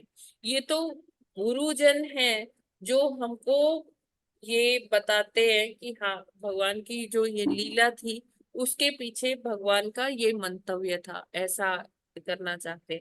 वरना हम लोग इतने बद्ध जीव हैं कि हम भगवान ने कोई लीला क्यों की, तो ये हमारे समझने के परे है। या भगवान ये सारा कार्य कैसे करते हैं, कौन शक्ति है, भगवान किसी शक्ति के वश में आ जाते हैं क्या, ये सारी चीजें हमारे दिमाग में मानसिक उहापोह ही बनाती, क्रिएट करती है। और हम इसी के कारण जो ये आवरण बन जाते हैं, हम इन्हीं के कारण भगवान को नहीं देख पाते, क्योंकि भगवान अपने आप को आच्छादित कर लेते हैं कि ठीक है, जब आपकी निष्ठा ही नहीं है तो मेरे बारे में जानकर करोगे क्या, लगे रहो इसी भौतिक जीवन में। ठीक है, फिर देवता स्वीकार करते हैं कि आप तो ये भौतिक जगत से पृथक है। मतलब भगवान डायरेक्टली इस भौतिक जगत को टच नहीं करते, हाँ, वो अपना विस्तार करते हैं क्षीरोदक्षाई विष्णु के रूप में, और सभी भिन्नांशों में और जी अपने आप को व्याप्त कर लेते हैं, और देवी देवताओं के माध्यम से वो सारे कार्य करते हैं। हरि बोल। जगत गुरु श्रील प्रभुपाद की जय। कोई प्रश्न है क्या? हरे कृष्णा।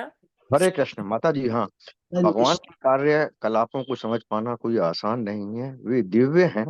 लेकिन जो लोग भक्ति में इन्वॉल्व हैं, श्रद्धा रखते हैं, और भगवान की प्रेम भक्ति है जिनको, वो ही समझ सकते हैं। ये जो दार्शनिक या ध्यानी कहा गया है, ये तो अपने कार्य में प्रदर्शन के लिए लगे रहते हैं। इसलिए अज्ञान के कारण वो कहते हैं कि भगवान के ऊपर भौतिक शक्ति जो कि उन्हीं की शक्ति है वो कार्य करती है।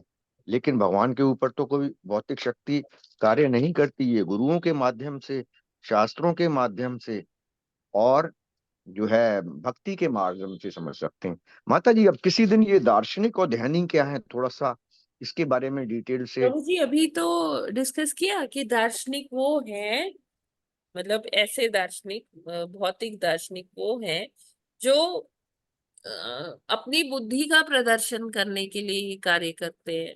कूप मंडूक। वो, हाँ माता जी, वो क्या ऐसे लोग हैं जो भगवान के भक्ति न करके दर्शन करते हैं? दर्शन भी तो भगवान का जो है पूर्व काल में किया जाता था, तो दार्शनिक शब्द ही वहां से आया है क्या? दार्शनिक मतलब प्रभु जी, दार्शनिक का लिटरल जो ट्रांसलेशन है फिलोसोफर्स। अच्छा, फिलोसफर हैं वो। हाँ जी। ठीक है, ऐसा नहीं है जो सिर्फ दर्शन फिलोसफी में को दिया। हिंदी में अगर आप अनुवाद करोगे, फिलोसफी हाँ मतलब माता जी, दर्शन, ठीक है, बस समझ गए। शास्त्र कहते हाँ हैं फिलोसफी। हाँ माता जी, हरे कृष्ण। अरस्तु जैसे माता जी। इसमें भगवान के दर्शन से कोई मतलब नहीं है प्रभु जी। दर्शन से कोई मतलब नहीं है, ये फिलोसफर है। दर्शन शास्त्र यानी कि हाँ समझ गए। आइडियोलॉजी। हमारा हाँ ठीक है। हमारा क्या आइडियोलॉजी है, और तो वो माता जी, फिलोसफी। ध्यानी तो इससे अलग है ना फिर? क्या चीज? ध्यानी, भगवान के जो फिलोसफर हैं और ध्यानी हैं, ध्यान का मतलब क्या होता है? वो भगवान के दर्शन का ध्यान करते हैं भक्ति न करके, और डायरेक्ट भक्ति न करके दर्शन में लगे रहते हैं क्या? ध्यानी शब्द भी तो आता है कहीं कहीं दार्शनिक के ध्यानी, अलावा। ध्यानी वो है जो जैसे ब्रह्म में लीन होने के लिए बस ध्यान करते हैं कि हाँ, ब्रह्म है, एक ब्रह्म है ना। और हाँ कई लोग ध्यान लगाते हैं उस ज्योत मुक्ति पर, जैसे 5वें अध्याय में भगवत गीता में बताया गया है कि अपनी भ्रकुटियों को हाँ माता जी है। कंसंट्रेट करके ना, आभा मंडल पर कंसंट्रेट करिए, वहां एक प्रकाश दिखेगा, प्रकाश बिंदु दिखेगा। वो भी हाँ एक ध्यान का हाँ तरीका। माता जी, यहाँ थोड़ा सा फर्क ये है कि भगवत गीता में कहीं कहीं ब्रह्म या परम ब्रह्म भगवान के लिए ही यूज हुआ है, हाँ तो जी, वो साकार भगवान के लिए है क्या? कहीं कहीं शब्द यूज हुए हैं कि ब्रह्म और ब्रह्म। परब्रह्म भगवान के लिए यूज्ड है हाँ भगवत गीता में। मतलब इसमें जो है वो शो नहीं हुआ है कि ये वैसे हैं, क्या कहते हैं, निराकार हैं। ब्रह्म और पर ब्रह्म शब्द यूज किया है, भगवान के साकार रूप के लिए ही कर दिया है कहीं कहीं। हाँ जी प्रभु जी, यस हाँ माता जी, ठीक है, ठीक है। हरे कृष्ण माता जी। जी। और कोई प्रश्न किसी का? हरे कृष्ण माता जी। हरे कृष्ण। यस माता जी। हाँ, माता जी पंचांग प्रणाम माता जी। प्रणाम माता जी। माता जी मैं ये पूछ रही थी कि जैसे अभी जितने भी श्लोकाज हैं उसमें मतलब जो मैंने कंक्लूजन निकाला कि भगवान ये कह रहे हैं कि इसे जो मनुष्य है वही मतलब कर्म बंधन में बंधता है, क्योंकि वो चेतन अवस्था में वो कॉन्शियसनेस है कि वो भगवान के बारे में समझ सकता है, पशु नहीं समझ सकते हैं। इसलिए वो प्रकृति के नियम के हिसाब से चलते हैं, जैसा प्रकृति ने नियम बनाया है हर जीव के लिए, इसलिए उनको कर्म बंधन नहीं लगता है और वो पाप से मुक्त रहते हैं।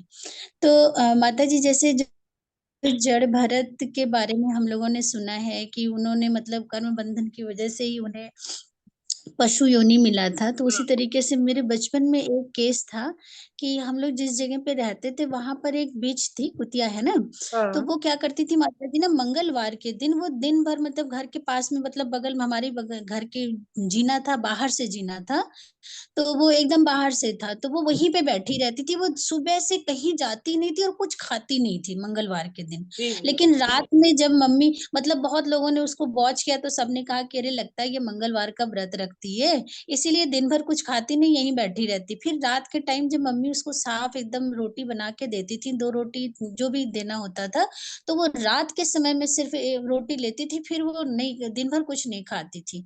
तो मतलब कुछ लोग जैसे वहाँ पे जो मतलब है वो कहते थे जो बड़े बुजुर्ग हैं कि लगता है ये पिछले जन्म की कोई पुण्य आत्मा थी, किसी कर्म बंधन की वजह से कुछ गलती कर दी होगी जिसकी वजह से इस जन्म में इसको ये जन्म मिल गया जो है पशु योनि का। लेकिन इसे लगता है याद है अपनी सारी चीजें, इसीलिए मंगलवार को व्रत रखती है। तो माता जी क्या ऐसा होता है कि कभी-कभी जानवरों में भी वो कॉन्शसनेस तो होती माता है जी कि जड़ भरत की स्टोरी हमारे हाँ, सामने है तो ना, कि वही वो है हिरण का जीवन माता पाए जी। थे, लेकिन उनको वो स्मृति हम्म, बनी हुई थी। ये जी माता जी इसलिए वही बनी हुई मतलब थी है कि क्योंकि उन्होंने इतनी भक्ति की थी, उनकी सुकृति थी, तो इसलिए उनको जी वो स्मृति थी कि मैं कौन था। तो वो हिरण के जी रूप में भी उन साधु सन्यासियों का जो प्रवचन था वो सुनते थे, उनका उच्चिष्ट प्राप्त करते थे। तो जी जी इससे क्या जी हुआ कि अब जो उनको अगला जन्म मिला जड़ भरत का, तो वो उस चीज को रिटेन कर पाए माता जी। जी माता जी। तो मतलब कभी कभी जानवरों में भी वो कॉन्शसनेस हाँ हो यस यस सकती है माता अगर जी, वो कोई देखिए पुण्य आत्मा है। वो आता है ना जाने किस रूप में नारायण मिल जाए, जी तो जी हमें जी पता जी नहीं माता है जी। कि भगवान या भगवान के भक्त किस रूप में है। क्योंकि देखिए कोई जी अच्छे से भक्ति कर रहा है, सब कुछ कर रहा है, लेकिन किसी एक गलती की वजह से उसको हम्म, उसका पतन हो जाता है, तो वो उस जी योनि में आ जाता है। और जब उस योनि में आया तो एक तरह से उसका प्रायश्चित हुआ, और वो हम्म, आगे फिर बढ़ जाएगा, क्योंकि उसकी वो वो भगवान की जो दया है, सुकृति जी है, वो तो रहती है उसके साथ। जी माता जी वही मैंने कहा वो बहुत सीधी थी, वो किसी को कुछ नहीं बोलती थी और नॉर्मल जैसे जैसे रहती थी। बहुत ज्यादा मतलब इधर उधर कहीं आना जाना नहीं, जैसे लगता था कि उसको ये याद है कि हमें मतलब किस वजह से ये जन्म मिल गया है, तो वो प्रायश्चित ही करती रहती थी पूरे टाइम। तो आप कई बार तो देखेंगे कि कुछ पशु जी होते हैं, किसी के लिए तो वो बड़े हम्म, हिंसक होते हैं, और किन्हीं व्यक्तियों के लिए वो बड़े ही मतलब वो बहुत उनसे प्रेम भी करते हैं, है ना। हम्म, तो उनका कुछ ना कुछ संबंध होता है उनसे ना। जी जी जी जी माता जी। जी माता जी हरे कृष्णा माता जी। हरे कृष्णा। हरे कृष्ण माता जी, धन्यवाद हरे प्रणाम। कृष्णा माता जी। माता जी मतलब जो जड़ भरत थे, तो मतलब वैसे तो वो जड़ जड़ नहीं थे, लेकिन उन्होंने अपने आप को दर्शाया होगा, है ना, कि भाई मैं इसे कुछ नहीं पता, ये कुछ नहीं जानता है। और उसके पिता भी उनके लिए इतनी वो करते थे, उनकी हाँ, देखभाल, उनको क्योंकि और वो पूर्व चाहते जन्म थे की कि भाई ये एक स्मृति थी माता जी, है ना। है माता जी। उनको पूर्व जन्म का अपना याद था कि वो हाँ कौन है। हाँ तो हाँ उनको पता था कि अगर वो इधर उधर सबसे बातें करेंगे, सबसे करेंगे, हाँ तो हाँ, वो फिर से माया के जाल चक्कर में में पड़ फंस जाएंगे। जाएंगे। तो वो ऐसा करते ही नहीं थे, जड़ हो गए थे, मतलब हाँ उन्होंने अपने आप को हाँ, जड़ मतलब बना। उन्होंने अपने आप को ये बना रखा था कि सब मुझे हाँ ऐसा समझें, जी है ना माता जी। जी। मतलब दूसरों की नजरों में वो जड़ बन बन चुके थे, हाँ लेकिन वो जी। वैसे जड़ नहीं थे, हैं। बाकी उनको पूरा वो था, साक्षात्कार, आत्म साक्षात्कार हो चुका था। हाँ जी हाँ। हमें कही क्यों जड़ भरत क्यों बोलते हैं, जड़ भरत क्यों बोलते हैं। फिर मैं कही अच्छा ये इसलिए जड़ भरत बोलते हैं हाँ इन्हें, इसीलिए। क्योंकि उन्होंने अपने आप को ऐसा बना रखा था कि दूसरे ऐसा समझें, हाँ है ना माता जी। जी। हरे कृष्णा माता जी। हरे कृष्णा प्रभु जी। माता जी एक बात ये पूछती थी कि जैसे जल भरत जी जब हिरण के योनि में आ गए थे तो क्या 84 लाख योनि फिर पूरा ये भोगेंगे कि खाली के फिर मनुष्य का जन्म पा जाएंगे?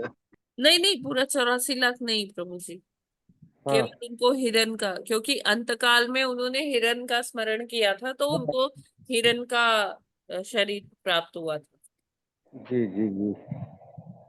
है ना। तो ठीक। भगवान भगवत गीता में भी इसकी पुष्टि करते हैं कि अंतकाल में आप जैसे ही चेतना में अपना प्राण त्यागेंगे, तो उसी हाँ किस्म का शरीर प्राप्त होगा। नहीं तो अंत काल में माता जी से उन्होंने हिरण का ध्यान किया तो हिरण की योनि में आ गए, लेकिन फिर जब ये निम्न योनि में आ गए तो क्या 84 लाख नहीं जीतना पड़ेगा इनको? प्रभु जी फिर से रिपीट करेंगे क्या। मैं ये पूछ रहा था कि जैसे भरत जी जो है अंतकाल में हिरण का ध्यान किए थे तो हिरण योनि में आ गए ही है, हाँ जी। निम्न योनि में। अब ये जब निम्न योनि में आ गए तो क्या 84 लाख जो ये बंधन है, ये 84 लाख योनि भोगना पड़ता है, उसके बाद मनुष्य का जन्म मिलता है, तो क्या 84 लाख ही नहीं भोगेंगे, नहीं ये नहीं पूछ रहा नहीं नहीं नहीं ना, वो हिरण को पूरा याद था कि वो कौन है। और वो हिरण का जीवन भी जो उन्हें मिला, वो एक साधु सन्यासी के आश्रम में मिला, जहाँ लगातार अनुष्ठान वो सुनते थे, भगवान के जो सत्संग है वो सुनते थे, सारी चीजें, और उन साधु सन्यासियों का जूठन खाते थे। तो इसलिए उनको नेक्स्ट फिर 84 के चक्कर में वो नहीं पड़े, 84 लाख योनियां, वो डायरेक्टली उनको फिर मनुष्य योनि ही प्राप्त हुई। जी जी जी। एक कृष्ण माता जी, एक छोटा सा प्रश्न पूछा था, हाँ पूछना था, जैसे जिनके जो है तमोगुणी जो होते हैं, तो कहते हैं कि वो पशु योनि में या अन्य जो योनियों में लेते हैं, तो 84 लाख योनियों में जाते हैं। तो कुछ ऐसे भी तो तमोगुणी होंगे जिनकी बहुत ज्यादा तमोगुण नहीं है, तो क्या पूरा ही सर्किल घूमते हैं वो 84 लाख योनियों का, कि कुछ योनियां जो के बाद ही मानव जीवन में आ जाते हैं? देखिए प्रभु जी, इसमें ना हम लोग अपनी बुद्धि से कुछ समझ नहीं पाएंगे, है ना। अच्छा अच्छा हाँ, माता जी, शास्त्रों में नहीं 84 लाख योनियां जरूर हैं। ठीक है, मान लीजिए किसी का पतन हो गया, तो जैसे ही वो मतलब उतना काल उसने बिता लिया या जो भी है, तो भगवान की स्वीकृति रहती है। एक्चुअली जैसे आप मैच, क्रिकेट मैच देखते होंगे, उसमें अंपायर बेनिफिट ऑफ डाउट देता है ना। तो भगवान भी इसी तरह से कॉजलेस मर्सी, भगवान भी अज्ञात स्वीकृति देते हैं, कि वो ये चाहते हैं कि जीव सुधर कर मेरे पास आए ना। तो वो जीव को ऐसा नहीं है कि भगवान हमेशा ये करते, नहीं चलो दंड भोगो दंड भोगो। नहीं, भगवान दया करुणा निधान है, दया की प्रतिमूर्ति है। तो भगवान थोड़ा सा क्या करते हैं कि ठीक है, अभी इसने प्रायश्चित कर लिया, तो अब चलने दो, आने दो। है ना। तो हो सकता है, मतलब मैं इसमें पक्का नहीं कह रही कि नहीं पूरा 84 लाख करना ही पड़ेगा। हो भी सकता है करना पड़े। अब अलग अलग मनुष्यों के कर्म हैं, भगवान जी की लीलाएं हम नहीं समझ सकते प्रभु जी। कि भगवान दिव्य हैं, उनके कर्म दिव्य हैं, उनकी लीलाएं दिव्य हैं। हाँ जी। वैसे ही इस बारे में शास्त्रों में भी इतना की बात नहीं समझा जा सकता। अदरवाइज आपने बताया ही कि भगवान की सुकृति होती है, तो फिर जैसा होगा जीव के लिए वैसा हो जाएगा, चाहे वो 84 लाख योनियां हो हाँ चाहे जी कम हो। जी, लेकिन भगवान की सुकृति से तो सब कुछ हो जाता है। हरे कृष्ण। बिल्कुल बिल्कुल बिल्कुल। हरे कृष्णा माता जी। जी माता जी, हरे हाँ कृष्ण। माता जी, जो प्रभु जी ने अभी क्वेश्चन किया आपसे, एक बार मैं भी क्लास कर रही थी तो वहां पर सचिपति प्रभु जी थे इस्कॉन द्वारिका के, उनसे भी सवाल किया गया था। तो उन्होंने कहा कि जो जीव होता है उसको सारे जन्म तो पार करने होते हैं, बट जल्दी जल्दी, जैसे हर योनि में वो जन्म ले रहा है और जल्दी से उसकी मृत्यु हो जाती है।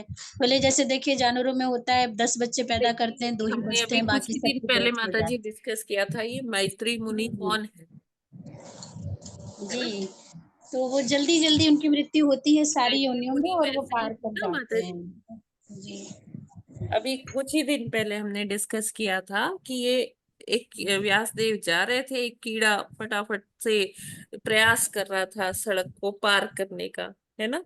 तो जी जी फिर उन्होंने पूछा कि तू क्यों इतनी जल्दी भाग रहा है, क्या कहाँ जाने की जल्दी है।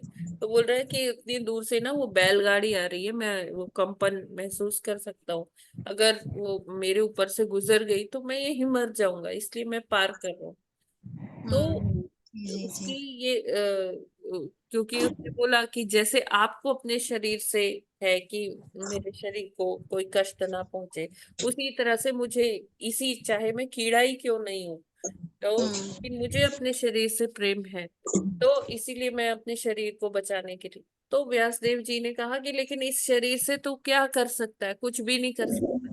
फिर व्यासदेव जी ने उसको फटाफट उसके सारे जो है निकाले, योनि, कई योनियों में वो गए, फिर ब्राह्मण जी बने, फिर जी ब्राह्मण जी बन के फिर उन्होंने विद्या हासिल की, फिर आगे फिर वो एक ब्राह्मण बने, ऐसे उन्होंने कई जन्म लिए, उसके बाद वो मैत्री मुनि बने। अच्छा माता जी, इसी पे मैं एक सवाल पूछना चाहती थी कि जैसे कभी कभी क्या होता है कि जैसे कोई बच्चा जन्म लेता है और जन्म के तुरंत बाद उसकी मृत्यु हो जाती है, तो मतलब उस बच्चे के बारे में मैं क्या समझ सकती हूँ कि जन्म के लिया और बारे में तुरंत ये समझ सकते मनुष्य। हैं कि उसका कुछ थोड़ा सा बंधन था कि उसको माँ के गर्भ में वो कष्ट भुगतना है, जी लेकिन माता बस जी जी जी इतना ही, और उसको वो इतना भुगत के वापस चला गया वो। अच्छा माता जी, फिर जैसे वो पैदा हुआ तुरंत जो है डेथ हो गई, तो वो हाँ, किसी पाप में तो था नहीं, वो तो बच्चा एकदम इनोसेंट है, इसका मतलब फिर तो वो सीधा भगवत धाम भगवान के पास पहुंच गया। तो इनोसेंट क्यों है पाप तो नहीं माता हुआ, जी। क्योंकि पाप तो उसने किया ही नहीं, जैसे पैदा हुआ और सारे जो उसने भूखे गर्भ में अभी रह करके पूर्व सारे जन्मों के पिछले कितने कर्म, पाप हैं हमें पिछले क्या कर्म पता। के पाप है। अच्छा पूर्व जन्मों के कितने पाप हैं, अभी वो पूरे हुए हैं नहीं हुए हैं, कि उसको अभी और जन्म लेने पड़ेंगे और एक बार माता के गर्भ में जाना पड़ेगा। अच्छा, ये भी हो सकता है। एक जन्म का ही थोड़ी ना होता है, हाँ जी माता जी जी कई सही। जन्मों का होता है माता जी। तो जी हम जी देखिए वही चीज है कि हम ये हाइपोथेटिकली इसका क्वेश्चन आंसर कर सकते हैं, लेकिन एग्जैक्टली हम वो जो, कंक्लूजन तक नहीं हाँ, पहुंच वो सकते हैं हमारी जी। बुद्धि इन चीजों को इतना नहीं समझती। तो प्रभुपाद जी जी से भी एक बार लोगों ने ऐसे प्रश्न किया था, तो प्रभुपाद जी ने जो उत्तर दिया था कि हमें इस सब में नहीं पढ़ना है, इससे हमारी ही चेतना वो होगी कि हम, क्योंकि हमारे पास इतनी बुद्धि तो है नहीं कि हम पूरा सिस्टम समझ पाए, तो हम इसमें क्यों जाए, यस, हमें जो प्रिस्क्राइब्ड चीजें हैं वो करना चाहिए। बस ज्यादा चाहिए इधर जी। उधर में पढ़ेंगे तो हमारी ही चेतना दूषित कंफ्यूजन होगी, होगा, और हाँ अंत काल कंफ्यूजन में होगा। फिर हम क्या सोचेंगे हमें नहीं पता, अगर हम बहु शाखा में पढ़ते हैं तो हमें ये सारी चीजें सोचनी ही नहीं चाहिए कि अरे ये होगा, सिर्फ वो उसने शास्त्रों में जो वैसा है क्यों बस मिला, इसको उसको फॉलो वैसा करना क्यों है। मिला, है ना। जी माता जी। तो हरे हमें कृष्ण माता जी, बस हाँ ये बहुत बहुत अच्छी प्रोग्राम है। जो डेली प्रोग्राम प्रभुपाद जी ने दिया है, बस उसको फोकस, जैसे नाक की सीध में चलना, बस वो करना है। इधर उधर हमें नहीं देखना, नहीं सोचना, जी माता जी, जी माता जी।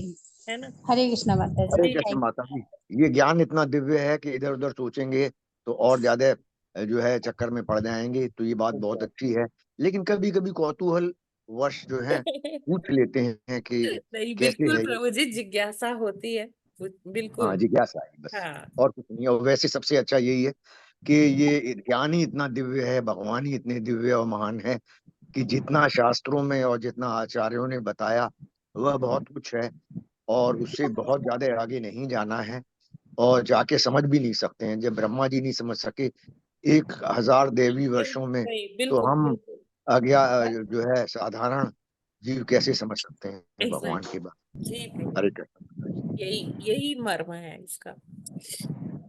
हरे कृष्णा माता जी। हाँ जी माता जी, हरे कृष्णा। मेरा कोई प्रश्न नहीं, मैं आप सबसे एक निवेदन करना चाहती हूँ। हाँ जी। प्रभु जी, माता जी, मेरे क्या वृंदावन से गुरु जी आ रहे हैं और 18 से 24 भागवत महाज्ञान सप्ताह है। हरि तो बोल। आप सबका आशीर्वाद चाहिए और आप सबकी मन से उपस्थिति और ये कार्य आपके आशीर्वाद से अच्छा हो जाए। बहुत सुंदर है माता जी, बिल्कुल आप भगवान जी का ये अनुष्ठान करिए, भागवत सुनिए, बहुत ही कल्याणकारी है आपके लिए, आपके पूर्वजों के लिए, आपके मित्रों के लिए, सब जो भी सुनेगा वो धन्य होगा। आप करिए, बहुत बहुत साधुवाद है आपको हम सभी की तरफ से। एक बार हम हरे कृष्ण महामंत्र का उच्चारण करते हैं कि ये सारा कार्य भगवान का ये भागवतम का संपन्न हो अच्छे अच्छे से, माता जी को तुष्टि मिले, संतुष्टि मिले इस कार्य से। उच्चारण करते हैं, हरे कृष्णा हरे कृष्णा कृष्ण कृष्णा कृष्णा कृष्णा हरे हरे हरे, राम हरे हरे राम हरे राम राम, राम राम राम राम हरे हरे। बहुत बहुत धन्यवाद माता जी। हरे कृष्ण। माता जी, हरे कृष्ण माता जी, सभी को दंडवत प्रणाम। हरे कृष्णा।